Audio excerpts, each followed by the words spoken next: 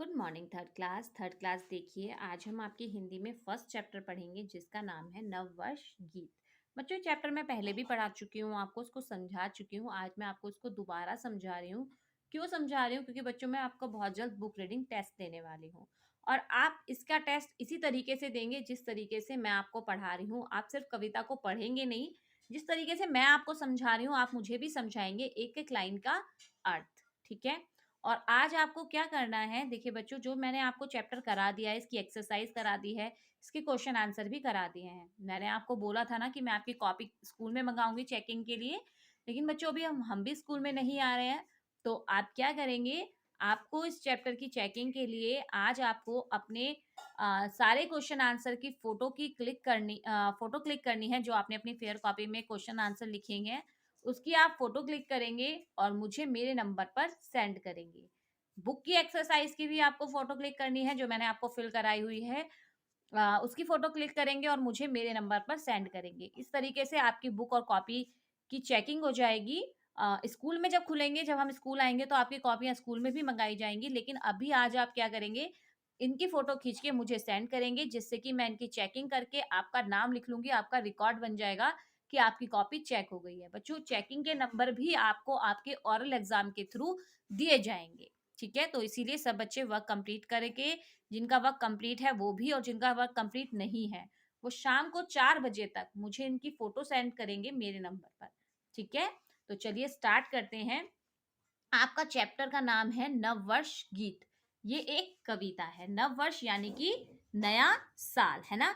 हम सब मनाते हैं ना, जब हम बोलते हैं एक दूसरे को हैप्पी न्यू ईयर, तो वो क्या होता है, नववर्ष होता है, यानी कि नया साल आ गया होता है।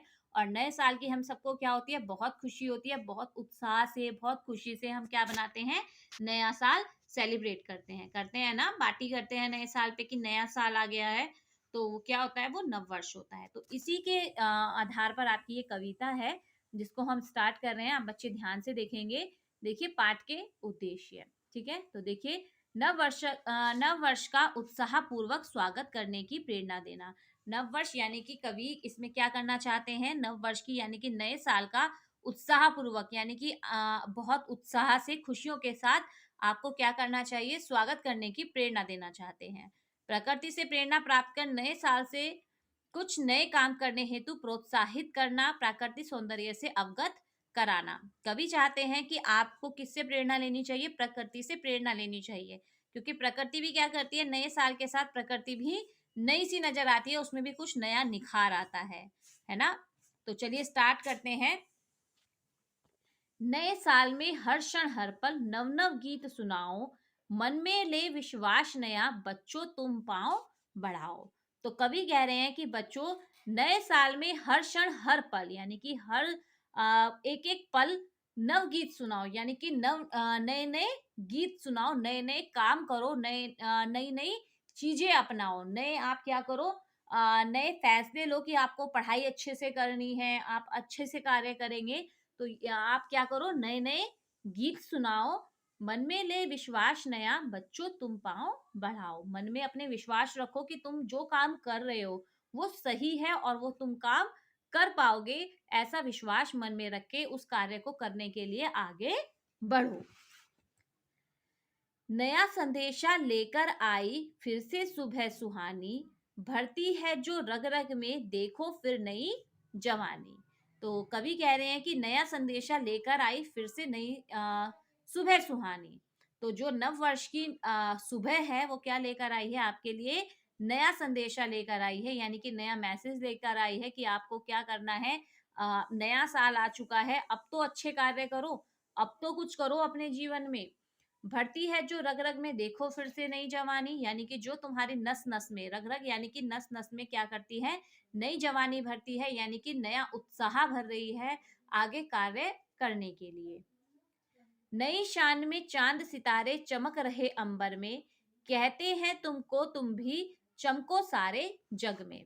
तो जो चांद सितारे हैं, जो चांद चमक रहा है आसमान में, जो तारे चमक रहे हैं, वो भी क्या कह रहे हैं कि जिस तरीके से हम नए साल में, आपको ऐसा लग रहा है कि हम भी नए चमक रहे हैं, उसी तरीके से तुम भी क्या करो, ऐसे कार्य करो, ऐसे अच्छे-अच्छे कार्य करो, बड़े-बड़े काम करो, जिससे तुम भी चाँद तारों की तरह चमक सको। यानी कि सब तुम्हें कहें कि देखो कितने अच्छे बच्चे हैं, कितने अच्छे से पढ़ाई कर रहे हैं, कितने अच्छे काम कर रहे हैं, टॉप कर रहे हैं अपनी क्लास में, अच्छे नंबर से पास हो रहे हैं, तो तुम भी ऐसे काम करो जिस तरीके से हम चमक रहे हैं, उसी तरीके से तुम भी चमको।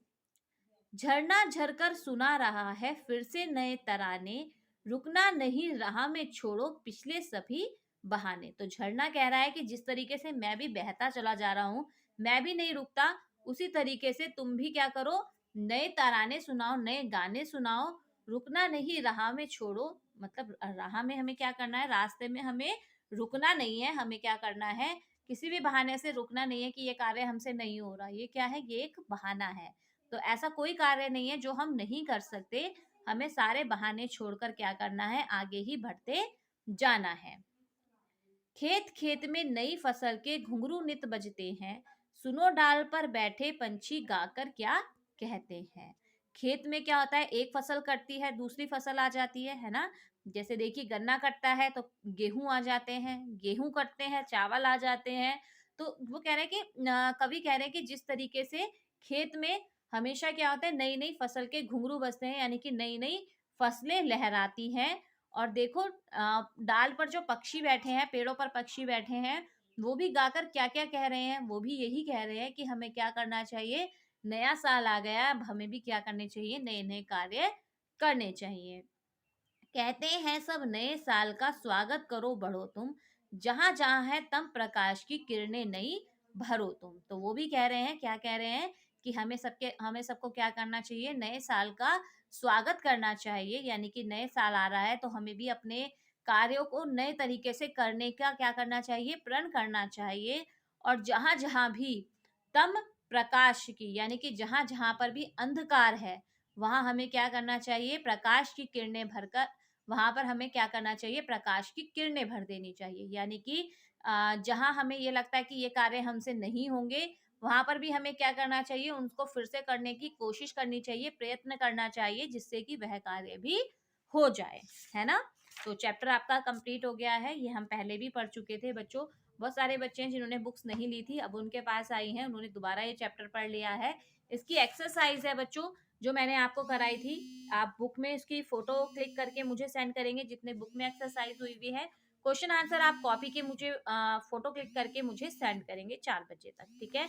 और आपका जब हिंदी का बुक रीडिंग टेस्ट होगा, आप इसी तरीके से इसकी रीडिंग करेंगे जिस तरीके से मैंने करी है, ठीक है। तो इसको अच्छे से पढ़ेंगे। Thank you.